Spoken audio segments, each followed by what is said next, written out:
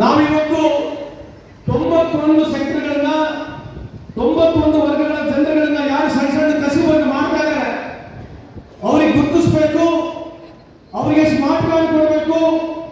Smart card ಕೊಡೋದ್ರ ಮುಖಾಂತರ ಅವರಿಗೆ ಅವರ ಜೀವನದಲ್ಲಿ ಸ್ವಲ್ಪ ಬದಲಾವಣೆ ತರಬೇಕಂತ ಹೇಳಿ ಒಂದು ಪ್ರಾಮಾಣಿಕ ಪ್ರಯತ್ನವನ್ನು ಮಾಡಲಿಕ್ಕೆ ನಾವಿಲ್ಲಿ ಬಂದಿದ್ದೇವೆ ಬಂಧುಗಳೇ. ಹಾಗಾಗಿ ಇವತ್ತು 91 ಸೆಕ್ಟರ್ಗಳಿಗೆ ಇಡೀ ಕರ್ನಾಟಕ ರಾಜ್ಯದಲ್ಲಿ ಸುಮಾರು ನಮಗಿರ್ತಕ್ಕಂಥ ಅಂದಾಜಿನಲ್ಲಿ ಸುಮಾರು 30 ಲಕ್ಷಕ್ಕೂ ಹೆಚ್ಚು ಜನ ಏನು ನೋಂದಣಿ ಮಾಡಿಕೊಂಡಿದ್ದಾರೆ. ಪ್ರತಿಯೊಬ್ಬರಿಗೆ ಅವರಿಗೆ ಕಾರ್ಡ್ ಕೊಡಬೇಕೆಂಬ ಸದುದ್ದೇಶದಿಂದ ಈ ಒಂದು ಕಾರ್ಯಕ್ರಮದ ಬಗ್ಗೆ ಜಾಸ್ತಿ ಮಾಹಿತಿಯನ್ನು ಕೊಡಬೇಕೆಂಬ ಉದ್ದೇಶದಿಂದ ನಾವು ಇಲ್ಲಿ ಸೇರಿದ್ದೇವೆ. ಅದಕ್ಕೆ ಈ ಕಾರ್ಯಕ್ರಮಕ್ಕೆ ತಾವೆಲ್ಲ ಸಾವಿರಾರು ಸಂಖ್ಯೆಯಲ್ಲಿ ತಾವೆಲ್ಲ ಸೇರಿದ್ದೀರಿ. ಎಲ್ಲ ನಮ್ಮ ಸಂಘಟಿತ ಕಾರ್ಮಿಕರು, ನಮ್ಮ ಕಾರ್ಮಿಕರ ವಲಯ ಎಲ್ಲ ಸಂಘಟಿತ ಅಧ್ಯಕ್ಷರು, ಪದಾಧಿಕಾರಿಗಳು ಎಲ್ಲರೂ ಏನು ಸೇರಿದ್ದೀರಿ. ನನ್ನ ವೈಯಕ್ತಿಕ ಪರವಾಗಿ, ವೇದಿಕೆ ಪರವಾಗಿ ತಮ್ಮೆಲ್ಲರಿಗೆ ಕೋಟಿ ಕೋಟಿ ಪ್ರಣಾಮಗಳನ್ನು ಮಾಡಿ ಸ್ವಾಗತ ಮಾಡುತ್ತೇನೆ. ಇವತ್ತು ಈ ಅಸಂಘಟಿತ ಕಾರ್ಮಿಕರ ಕಾರ್ಡು ನಿಮಗೆ ಜಾಸ್ತಿ ದುಡ್ಡಿಲ್ಲ, ಏನು 1 ಲಕ್ಷವರೆಗೆ ಅನುಕೂಲ ಆದ್ರೆ ಯಾರನ್ನ ಜೀವನ ಕಳ್ಕೊಂಡ್ರೆ 1 ಲಕ್ಷವರೆಗಿದೆ, ಪರ್ಮನೆಂಟ್ ಡಿಸಬಿಲಿಟಿ ಆದ್ರೆ 1 ಲಕ್ಷ ರೂಪಾಯಿ ಇದೆ, ಮೆಡಿಕಲ್ ರಿಯಂಬರ್ಸ್ಮೆಂಟ್ಗೆ 50,000ವರೆಗೆ ಕೊಡ್ತಾ ಇದ್ದೀವಿ. ಇಲ್ಲಿ ವೇದಿಕೆ ಮೇಲೆ ಸತೀಶ್ ಅಣ್ಣವರಿದ್ದಾರೆ, ಲಕ್ಷ್ಮಿ ಅಪ್ಪರವರು ಕೂಡ ಇದ್ದಾರೆ. ಸನ್ಮಾನ್ಯ ಮುಖ್ಯಮಂತ್ರಿ ಅವರಿಗೆ ಕಳೆದ 2 ವರ್ಷಗಳಿಂದ ಈ ಎಲ್ಲ ಅಸಂಘಟಿತ ವರ್ಗಗಳ ಜನರಿಗೆ ಸೆಸ್ ಮುಖಾಂತರ ನಮಗೆ ದುಡ್ಡು ಕಲೆಕ್ಟ್ ಮಾಡಿಕೊಡಿ, ಡೀಸೆಲ್ ಪೆಟ್ರೋಲ್ ಮೇಲೆ ಕೇವಲ 4 ಅಡಿ 8 ಅಡಿ ಮಾಡಿಕೊಟ್ರೆ ಸಾವಿರಾರು ಕೋಟಿಯಲ್ಲಿ ದುಡ್ಡು ಸಂಗ್ರಹ ಆಗುತ್ತೆ. ಆ ದುಡ್ಡಿನಿಂದ ಇರ್ತಕ್ಕಂಥ ಎಲ್ಲ ಅಸಂಘಟಿತ ಕಾರ್ಮಿಕರು ಕರ್ನಾಟಕ ರಾಜ್ಯದ ಎಲ್ಲರಿಗೂ ಹೆಸರಿದೆ ಅವರೆಲ್ಲರಿಗೆ ಮುಂದುವರ್ತಕ್ಕಂಥ ದಿನಗಳಲ್ಲಿ ಅನುಕೂಲ ಆಗ್ತಕ್ಕಂಥ ಕೆಲಸ ಮಾಡೇ ಮಾಡ್ತೀವಿ.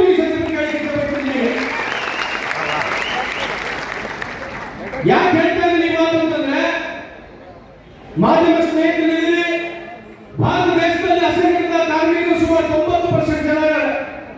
ಕರ್ನಾಟಕ ರಾಜ್ಯದಲ್ಲಿ ಸುಮಾರು 83% ಜನ ಅಸಂಘಟಿತ ಕಾರ್ಮಿಕರಿದ್ದಾರೆ. ನಮ್ಮಲ್ಲಿ ಕರ್ನಾಟಕದಲ್ಲಿ ಸುಮಾರು 1,60,00,000 ಜನ ನಮ್ಮಲ್ಲಿ ನೋಂದಣಿ ಮಾಡಿದ್ದಾರೆ. ಹಾಗಾಗಿ ಎಲ್ಲರಿಗೆ ಅನುಕೂಲ ಆಗಬೇಕಾಗಿದೆ. ಈ ಒಂದು ಡೀಸೆಲ್ ಪೆಟ್ರೋಲ್ ಮೇಲೆ ಸೆಸ್ ನಾವು ಕಲೆಕ್ಟ್ ಮಾಡಿದ್ರೆ ಎಲ್ಲರಿಗೆ ಅನುಕೂಲ ಆಗುತ್ತೆ ಅಂತ ಹೇಳಿ ಸರ್ಕಾರಕ್ಕೆ ಮನವಿ ಮಾಡ್ತಾ ಇದ್ದೀವಿ. ಮುಂದೆ ನಾನು ಈ ಮಾತನ್ನು ಕೊಡ್ತೇನೆ. ವೇದಿಕೆ ಮಾಡತಕ್ಕಂಥ ಶಾಸಕರು, ಸಚಿವರುಗಳು ಎಲ್ಲರೂ ಸರ್ಕಾರದ ಗಮನವನ್ನು ಸೆಳೆದು ಒತ್ತಡವನ್ನು ತಂದು ಈ ಕಾರ್ಯಕ್ರಮ ನಿಮಗೆ ದೊಡ್ಡ ಪ್ರಮಾಣದಲ್ಲಿ ಮಾಡ್ತೇವೆ. ಈ ಸಂದರ್ಭಕ್ಕೆ ಹೇಳಿಕೆ ಇಚ್ಛೆ ನಾವು ಬಂದಾಗಿನಿಂದ ಸುಮಾರು ಸಿದ್ದರಾಮಯ್ಯ ಸರ್ಕಾರ, ಕಾಂಗ್ರೆಸ್ ಸರ್ಕಾರ ಬಂದ ನಂತರ ನಾವು ಇವತ್ತು 3 ಬಿಲ್ಗಳನ್ನು, ಪ್ರಮುಖವಾದ ಬಿಲ್ಗಳನ್ನು ತಂದಿದ್ದೇವೆ. ಒಂದು ಗಿಗ್ ಬಿಲ್ ತಂದಿದ್ದೇವೆ. ಗಿಗ್ ಬಿಲ್ ಅಂತಂದ್ರೆ ಯಾರು ಝೊಮ್ಯಾಟೊ, ಸ್ವಿಗ್ಗಿ, ಅಮೆಜಾನ್ ಈ ತರ ಬ್ಲಿಂಕಿಟ್ ಇರ್ತಕ್ಕಂಥ ಈ ಆಪ್ ಬೇಸ್ ನಲ್ಲಿ ಯಾರು ಟ್ರಾನ್ಸ್ಪೋರ್ಟೇಷನ್ ಅಲ್ಲಿ ಕೆಲಸ ಮಾಡ್ತಾ ಇರ್ತಾರೆ, ಯಾರು ಈ ವಲಯದಲ್ಲಿ ಕೆಲಸ ಮಾಡ್ತಾರೆ ಅವರಿಗೆ ಗಿಗ್ ವರ್ಕರ್ಸ್ ಅಂತ ಹೇಳ್ತೀವಿ. ಇವತ್ತು ಈ ವೇದಿಕೆ ಮುಖಾಂತರ ರಾಹುಲ್ ಗಾಂಧಿ ಅವರನ್ನು ನೆನೆಸಬೇಕು. ಭಾರತ್ ಜೋಡೋ ಕಾರ್ಯಕ್ರಮದಲ್ಲಿ ಈ ಒಂದು ಗಿಗ್ ಆರ್ಗನೈಸೇಷನ್, ಈ ಗಿಗ್ ವರ್ಕರ್ಸ್ ಬಗ್ಗೆ ರಾಹುಲ್ ಗಾಂಧಿ ಅವರ ಹೋಗಿ ಮನವಿ ಮಾಡಿದಾಗ ಅವರು ಹೆಚ್ಚಿನ ಕಾಳಜಿ ವಹಿಸಿ ಇವತ್ತು ಕರ್ನಾಟಕ ರಾಜ್ಯದಲ್ಲಿ, ಭಾರತ ದೇಶದಲ್ಲಿ ಗಿಗ್ ಬಿಲ್ ಅತಿ ಉತ್ತಮವಾದಂತಹ ಬಿಲ್ ಭಾರತ ದೇಶದಲ್ಲಿ ಎಲ್ಲೇ ಬಂದಿದೆ ಅದು ಕರ್ನಾಟಕ ರಾಜ್ಯದಲ್ಲಿ. ಈ ಸಂದರ್ಭಕ್ಕೆ ಇಚ್ಛೆ ಬಯಸ್ತೇನೆ. ಸುಮಾರು 5 ಲಕ್ಷಕ್ಕೂ ಹೆಚ್ಚು ಜನರು ಇದರ ವಲಯದಲ್ಲಿ ಬರ್ತಾರೆ. ಅವ್ರಿಗೆ ಅನುಕೂಲ ಆಗ್ತಕ್ಕಂಥ ಕೆಲಸ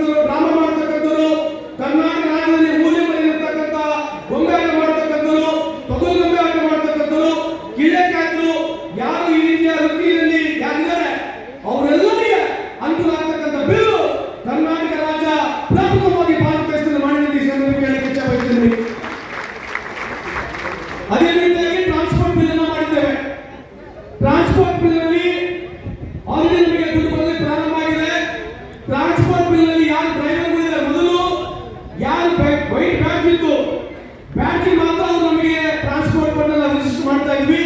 ಇವತ್ತು ಯಾರ ಹತ್ರ ಕಮರ್ಷಿಯಲ್ ಲೈಸೆನ್ಸ್ ಇದೆ, ಯಾರು ಆಟೋ ರಿಕ್ಷಾ ಡ್ರೈವರ್ಗಳಿದ್ದಾರೆ, 407 ಡ್ರೈವರ್ ಇದ್ದಾರೆ, ಯಾರು ಸಿವಿಲ್ ಟ್ರಕ್ ಡ್ರೈವರ್ಗಳಿದ್ದಾರೆ, ಬಸ್ ಡ್ರೈವರ್ ಇರ್ಬೋದು, ಕ್ಲೀನರ್ಗಳು ಇರ್ಬೋದು, ಕಮರ್ಷಿಯಲ್ ಗಾಡಿ ಓಡಿಸ್ತಕ್ಕಂಥ ಯಾರೇ ಡ್ರೈವರ್ ಇರ್ಬೋದು, ಪಂಚರ್ ಮೆಕ್ಯಾನಿಕ್ ಇರ್ಬೋದು, ಬೈಕ್ ಮೆಕ್ಯಾನಿಕ್ ಇರ್ಬೋದು, ನಿಮಗೆ ಯಾರು ನಿಮ್ಮ ಗ್ಯಾರೇಜ್ ಮಾಲೀಕರು ಇರ್ಬೋದು, ಇವರೆಲ್ಲರೂ ಈ ಟ್ರಾನ್ಸ್ಪೋರ್ಟ್ ರಿಲೇಟೆಡ್ ಇರ್ತಕ್ಕಂಥ ಯಾರ್ಯಾರು ಕೆಲಸ ಮಾಡ್ತಿದ್ದಾರೆ, ಲಾಜಿಸ್ಟಿಕ್ಸ್ ಕಂಪನಿಯಲ್ಲಿ ಯಾರು ಕೆಲಸ ಮಾಡ್ತಿದ್ದಾರೆ ಅವರೆಲ್ಲರೂ ಈ ಟ್ರಾನ್ಸ್ಪೋರ್ಟ್ ಬಿಲ್ ಅಲ್ಲಿ ಬರ್ತಾರೆ. ಪ್ರಪ್ರಥಮವಾಗಿ ಇವತ್ತು ಯಾರಿಗಾರ ಅಪಘಾತ ಆಗಿರೋ ಜೀವ ಕಳ್ಕೊಂಡ್ರೆ 5 ಲಕ್ಷ ರೂಪಾಯಿ ಕೊಡ್ತಕ್ಕಂಥ ಕಾರ್ಯಕ್ರಮ ಕರ್ನಾಟಕದಲ್ಲಿ ಪ್ರಾರಂಭವಾಗಿದೆ. ಯಾಕೆ ಟ್ರಾನ್ಸ್ಪೋರ್ಟ್ ಬಿಲ್ ಬಗ್ಗೆ ಒತ್ತಡ ತಂದೀವಿ ಅಂತಂದ್ರೆ ಇಲ್ಲಿ ಜಿಲ್ಲಾ ಉಸ್ತುವಾರಿ ಸಚಿವರಿದ್ದಾರೆ, ನಿಮಗೆ ಮಾಹಿತಿಗೆ ಕೊಡ್ಲಿಕ್ಕೆ ಇಚ್ಛೆ ಬಯಸ್ತೀನಿ. ಒಂದು SP ಅವರು CO DC ಇಲ್ಲ. ಕರ್ನಾಟಕದಲ್ಲಿ ತಾಸಿಗೆ 20 ಆಕ್ಸಿಡೆಂಟ್ಗಳಾಗ್ತವೆ. ಒಂದು ತಾಸಿಗೆ ದಿನಕ್ಕೆ 480 ಆಕ್ಸಿಡೆಂಟ್ಗಳು, ವರ್ಷದಲ್ಲಿ 4,80,000 ಆಕ್ಸಿಡೆಂಟ್ಗಳು. ಎಲ್ಲರಿಗಿಂತ ಹೆಚ್ಚಾಗಿ 1,60,000 ಜನ ಈ ಆಕ್ಸಿಡೆಂಟ್ ರೋಡ್ ಆಕ್ಸಿಡೆಂಟ್ ಜೀವ ಕಳ್ಕೊಳ್ತಾರೆ. ಇದು ನೀತಿ ಆಯೋಗ ರಿಪೋರ್ಟ್ ಪ್ರಕಾರ ಯಾರು 1,60,000 ಜನ ಜೀವವನ್ನು ಕಳ್ಕೊಳ್ತಾ ಇದ್ದಾರೆ, ಸುಮಾರು 70% ಜನರು 18 ವರ್ಷ ಮೇಲೆ 45 ವರ್ಷ ಕೆಳಗಡೆ ಇದ್ದಾರೆ. ಇದು ಭಾರತ ಸರ್ಕಾರದ ಭಾರತ ದೇಶದ GDPಗೆ 3% ಅಷ್ಟು ಹಾನಿಯಾಗ್ತಕ್ಕಂಥದ್ದಿದೆ. ಅದಕ್ಕೆ ನಮ್ಮ ಟ್ರಾನ್ಸ್ಪೋರ್ಟ್ ಇಲಾಖೆಯಿಂದ ದುಡ್ಡು ಕೊಡ್ತಕ್ಕಂಥ ಅದೇ ಉದ್ದೇಶ ಅಲ್ಲ, ಮುಂಜಾಗ್ರತೆ ವಹಿಸಬೇಕು, ಸೇಫ್ಟಿ ಬಗ್ಗೆ ಪ್ರಮೋಷನ್ ಆಗಬೇಕೆಂಬ ಸದುದ್ದೇಶದಿಂದ ಕೂಡ ಈ ಟ್ರಾನ್ಸ್ಪೋರ್ಟ್ ಬೋರ್ಡ್ ಕೆಲಸ ಮಾಡ್ತಾರೆ. ಇಂಡೈರೆಕ್ಟ್ ಆಗಿ ಡೈರೆಕ್ಟ್ ಆಗಿ ಸುಮಾರು 6 ಲಕ್ಷ ಜನಕ್ಕೆ ಅನಾನುಕೂಲ ಆಗಿದ್ರೆ, ಇಂಡೈರೆಕ್ಟ್ ಆಗಿ ಸುಮಾರು 18 ಲಕ್ಷ ಜನಕ್ಕೆ ಅನಾನುಕೂಲ ಆಗ್ತಕ್ಕಂಥ ಈ ಒಂದು ಅಪಘಾತವನ್ನ ಮಾನ್ಯ ಸಚಿವರು ಇಲ್ಲಿರ್ತಕ್ಕಂಥ ಲಕ್ಷ್ಮೀ ಇರ್ಬೋದು, ನಿಮ್ಮ ಜಿಲ್ಲೆಗಳಲ್ಲಿ, ಆಮೇಲೆ ಸತೀಶ್ ದಯಮಾಡಿ ಸ್ವಲ್ಪ ನೀವು KDP ಮೀಟಿಂಗ್ ಅಲ್ಲಿ ಎಲ್ಲೆಲ್ಲಿ ಬ್ಲಾಕ್ ಸ್ಪಾಟ್ಗಳಿದಾವೆ, ಎಲ್ಲೆಲ್ಲಿ ಆಕ್ಸಿಡೆಂಟ್ ಝೋನ್ಗಳಿದಾವೆ, ಅದ್ರ ಬಗ್ಗೆ ಸೇಫ್ಟಿ ತಗೊಳ್ತಕ್ಕಂಥದ್ದು ಸ್ವಲ್ಪ ತಾವು ತಮ್ಮ ಇರ್ತಕ್ಕಂಥ ಎಲ್ಲ ಇಲಾಖೆಗಳಿಗೆ ತಾವು ಸ್ವಲ್ಪ ಒತ್ತಡವನ್ನು ಕೊಡಬೇಕಂತ ತಮ್ಮಲ್ಲಿ ಮನವಿ ಮಾಡ್ಕೊಳ್ಳೋಕೆ ಇಚ್ಛೆ ಬಯಸ್ತೀನಿ. ಅದರ ಜೊತೆಗೆ ಮುಂದೆ ಡೊಮೆಸ್ಟಿಕ್ ಬಿಲ್ ಅಂತ ಬರ್ತಾ ಇದ್ವಿ. ಡೊಮೆಸ್ಟಿಕ್ ಬಿಲ್ ಅಂತಂದ್ರೆ ಯಾರು ಹೆಣ್ಮಕ್ಳು ಮನೆ ಕೆಲಸ ಮಾಡ್ತಾ ಇದ್ದಾರೆ ಅವರಿಗೆ ಈ ದೇಶದಲ್ಲಿ ಸಮರ್ಪಕವಾಗಿ ಗೌರವ ಇರಬೇಕು. ಅವ್ರು ಏನ್ ಕೆಲಸ ಮಾಡ್ತಾರೆ ಆ ಕೆಲಸಕ್ಕೆ ತಕ್ಕವಾಗಿ ಅವರಿಗೆ ಹಣವನ್ನು ಸಿಗಬೇಕೆಂಬ ಸದುದ್ದೇಶದಿಂದ ಮುಂದುವರ್ತಕ್ಕಂಥ ದಿನಗಳಲ್ಲಿ ನಾವು ಈ ಡೊಮೆಸ್ಟಿಕ್ ಬಿಲ್ ಅಂತ ತರ್ತಾ ಇದ್ವಿ. ಇನ್ನೊಂದು ಕಾರ್ಯಕ್ರಮ ಸತೀಶ್ ಅವರೇ, ಆಶಾದೀಪ ಅಂತ ಒಂದು ಕಾರ್ಯಕ್ರಮ ಪ್ರಾರಂಭ ಮಾಡಿದ್ವಿ ಲಕ್ಷ್ಮೀ ಪಡಗರ್.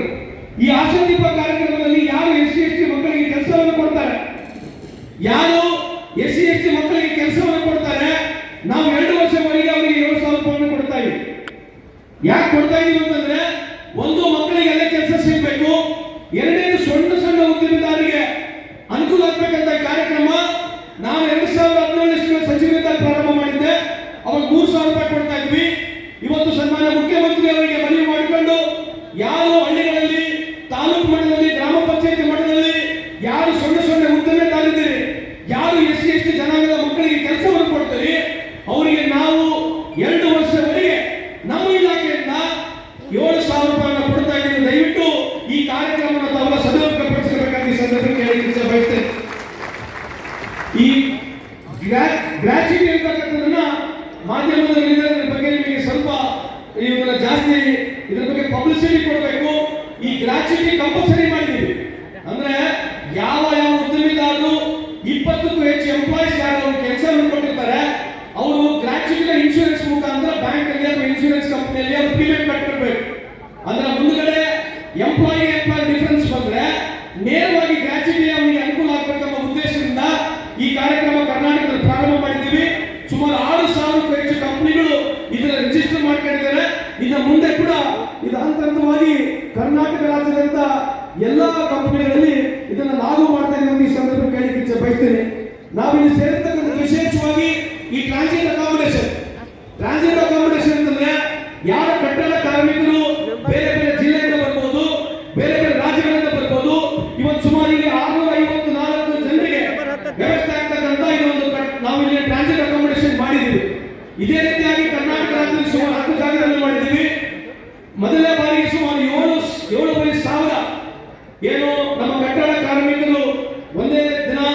ಇರ್ತಕ್ಕಂಥ ವ್ಯವಸ್ಥೆ ಒಂದೇ ಜಾಗದಲ್ಲಿ ಸುಮಾರು 7,500 ಬೇರೆ ಬೇರೆ ಜಿಲ್ಲೆಗಳಲ್ಲಿ ಅವ್ರಿಗೆ ಇರ್ತಕ್ಕಂಥ ವ್ಯವಸ್ಥೆಯನ್ನು ನಮ್ಮ ಕಟ್ಟಡ ಕಾರ್ಮಿಕರ ಇಲಾಖೆಯಿಂದ ಮಾಡಿದ್ದೀವಿ. ಅದೇ ರೀತಿಯಾಗಿ ಕನ್ಸ್ಟ್ರಕ್ಷನ್ ಬೋರ್ಡ್ನಿಂದ ಕಟ್ಟಡ ಕಾರ್ಮಿಕರ ಮಕ್ಕಳಿಗೆ ಸುಮಾರು 6ನೇ ಕ್ಲಾಸ್ನಿಂದ ಹಿಡಿದು 12ನೇ ಕ್ಲಾಸ್ವರೆಗೆ ಉಚಿತವಾಗಿ ಬೋರ್ಡಿಂಗ್ ಸ್ಕೂಲ್ ಪ್ರಾರಂಭ ಮಾಡಿರ್ತಕ್ಕಂಥದ್ದು ಭಾರತ ದೇಶದಲ್ಲಿ ಎಲ್ಲೇ ಇದ್ರೆ ಅದು ಕರ್ನಾಟಕ ರಾಜ್ಯದಲ್ಲಿ ಕಾಂಗ್ರೆಸ್ ಸರ್ಕಾರ ಮಾಡಿದ ನಮ್ಮ ಗಮನಕ್ಕೆ ಲಕ್ಷ್ಮೀ ಹೆಬ್ಬಾಳ್ಕರ್ ಅವರು ವಿಶೇಷವಾಗಿ ರಿನ್ಯೂವಲ್ ಬಗ್ಗೆ ಮಾತನಾಡಿದ್ದಾರೆ. ಅವರ ಸಲಹೆಯನ್ನ ಒಪ್ತೇವೆ ನಾವು. ಆದ್ರೆ ಅದಕ್ಕಾಗಿ ನಾವು ಈಗೇನು ಮೆಡಿಕಲ್ ಮೊಬೈಲ್ ಯೂನಿಟ್ಗಳನ್ನ ಮಾಡಿದ್ದೇವೆ. ಒಂದೊಂದು ಜಿಲ್ಲೆಗೆ 4, ಒಂದು ಜಿಲ್ಲೆಗೆ 3 ಇದಾವೆ. ಅದ್ರ ಜೊತೆಗೆ ಅಂಬೇಡ್ಕರ್ ಸಹಾಯಸ್ತ ಅಂತ ಇನ್ನೊಂದು ಗಾಡಿ ಬರ್ತಾ ಇದೆ.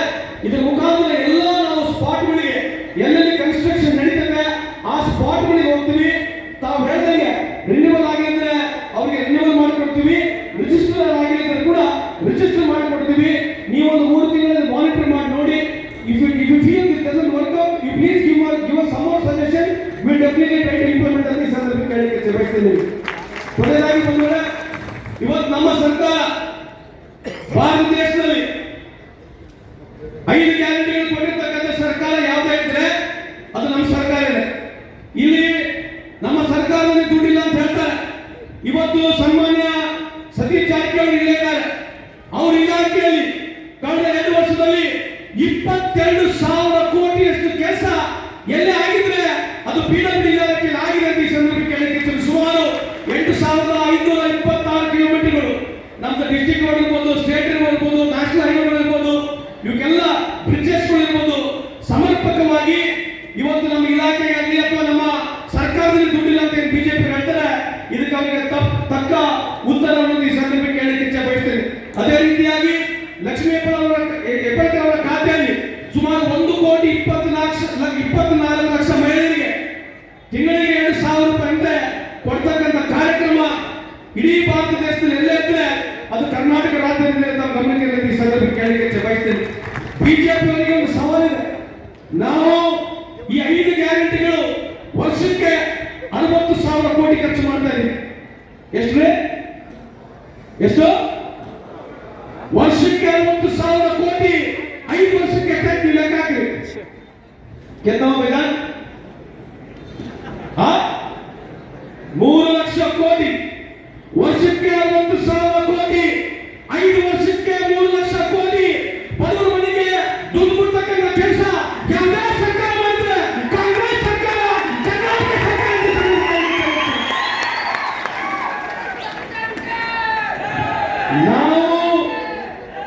ನಾವು 3 ಲಕ್ಷ ಕೋಟಿ ಕೊಟ್ರೆ ಕೇಂದ್ರದಲ್ಲಿರ್ತಕ್ಕಂಥ ಬಿಜೆಪಿ ಸರ್ಕಾರ ಕಳೆದ 11 ವರ್ಷ ಮೋದಿ ಸಾಹೇಬ್ ಸರ್ಕಾರ ಬಂದು ಅವರು ಮಾಡಿರ್ತಕ್ಕಂಥ ಕಾರ್ಯಕ್ರಮ ಏನಿದೆ 2016-17 ಇಸ್ವಿಯಲ್ಲಿ ಅದಾನಿಯವರ ಆದಾಯ ಕೇವಲ 64,000 ಕೋಟಿ ಇತ್ತು. It was only $8 billion. ಇವತ್ತು ಅದಾನಿಯವರ ಆದಾಯ 13 ಲಕ್ಷ ಕೋಟಿ ಇದೆ. ಬಂಧುಗಳೇ, ನಾವು ಕೆರೆ ನೀರು ಎಲ್ಲಿಗೆ ಚೆಲ್ಬೇಕು? ಕೆರೆ ನೀರು ಕೆಲಿಗೆ ಚೆಲ್ತಾ ಇದ್ದೀವಿ. ನಾವು ಬಡವರಿಗೆ ದುಡ್ಡು ಕೊಡ್ತಾ ಇದ್ರೆ ಕೇಂದ್ರದಲ್ಲಿರ್ತಕ್ಕಂಥ ನರೇಂದ್ರ ಮೋದಿ ಸಾಹೇಬರ ಸರ್ಕಾರ ಇವತ್ತು ಸುಮಾರು 13 ಲಕ್ಷ ಕೋಟಿ ಲಾಭ ಅದಾನಿಯವರಾಗಿದೆ. ಅದೇ ರೀತಿಯಾಗಿ ರಿಲಯನ್ಸ್ ಕಂಪನಿ 25 ಲಕ್ಷ ಕೋಟಿ.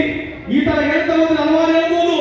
ಆದ್ರೆ ನಮ್ಮ ಕಾಂಗ್ರೆಸ್ ಸರ್ಕಾರ ಕೇಂದ್ರದಲ್ಲಿ ಅಧಿಕಾರಕ್ಕೆ ಬರಲಿ, ರಾಜ್ಯದಲ್ಲಿ ಅಧಿಕಾರಕ್ಕೆ ಬರಲಿ, ನಾವು ಮಾಡಿರ್ತಕ್ಕಂಥ ಕಾರ್ಯಕ್ರಮಗಳು ತಮ್ಮ ಗಮನವನ್ನು ಸೆಳೆಯಲಿಕ್ಕೆ ಇಚ್ಛೆ ಬಯಸ್ತೀನಿ.